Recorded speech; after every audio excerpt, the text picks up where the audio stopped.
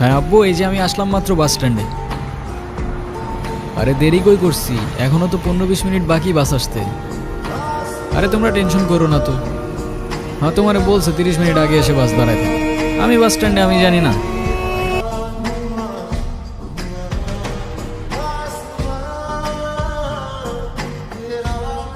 নীরব,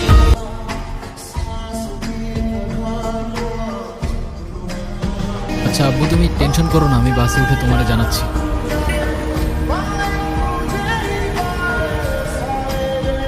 তুমি এখানে কোথাও যাচ্ছ নাকি? কোথায় যাব? আমার তো যাবার কোনো জায়গা নেই। তোমার এই অবস্থা কেন? সব কিছু ঠিকঠাক আছে তো? আমার কিছুই ঠিক নাই নীরব।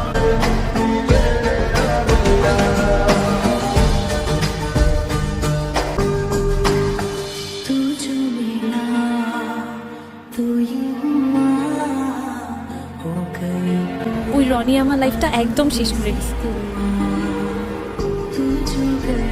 ও তো একটা অ্যাডিক্টেড ছিল। ও আমাকে ফিজিক্যালি, মেন্টালি সবভাবে টর্চার করতো। তুমি কাউকে কিছু বলো না কেন? বলার সুযোগই পাইনি। ও তো আমাকে একটা ভুয়া কেসে ফাঁসাই দিছিল।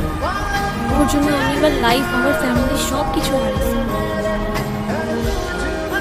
ও তো একটা ক্যারেক্টারলেস, একটা চিটার ছিল। বাদ দাও, যা হবার তো হয়েই গেছে না। ভালো থাকার চেষ্টা করো, জীবন অনেক সুন্দর। আমি তোমাকে ছাড়া কখনোই ভালো থাকতে পারবো না, কিন্তু তখন আমি বুঝি একটা ভুল মানুষকে অন্ধের মতো বিশ্বাস করছি। কাউকে এত অন্ধের মতো বিশ্বাস করেও এভাবে চিট করে।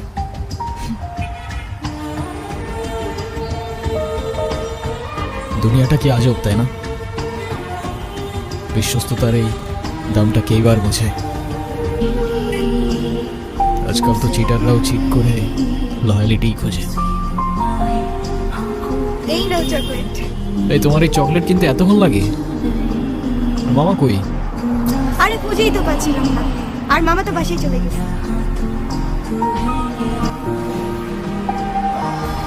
উনি কি? আরে হঠাৎ করেই ওর সাথে দেখা। তোমারে বলছিলাম না ওই যে মাইশার কথা। ভালোই তো আছো মনে হচ্ছে। ভালো থাকবে না কেন? অবশ্যই ভালো আছে। এই চলো তো।